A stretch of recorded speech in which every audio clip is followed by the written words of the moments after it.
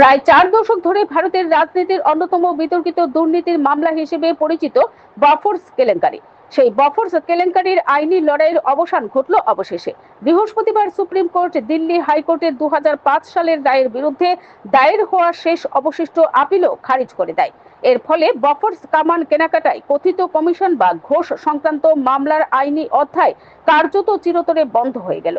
বিচারপতি জেবি পার্দিওয়ালা এবং বিচারপতি কে বিনোদ চন্দ্রের বেঞ্চ বিজেপি নেতা ও আইনজীবী অজয় কুমার আগরওয়ালের দায়ের করা আপিল খারিজ করে জানায় 2018 সাল থেকে ঝুলে থাকা এই মামলায় আর কোনো স্থগিতাদেশ দেওয়ার প্রশ্নই ওঠে না।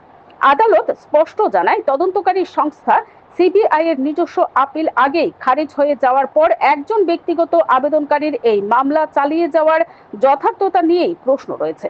শুনানির শুরুতেই অজয় আগরওয়াল আদালতের কাছে 4 সপ্তাহ সময় চান। তার যুক্তি ছিল, মামলার 2 মৃত অভিযুক্ত শ্রীচাঁদ পি হিন্দুজা এবং গোপীচাঁদ পি হিন্দুজার নাম বাদ দেওয়ার জন্য অতিরিক্ত সময় প্রয়োজন।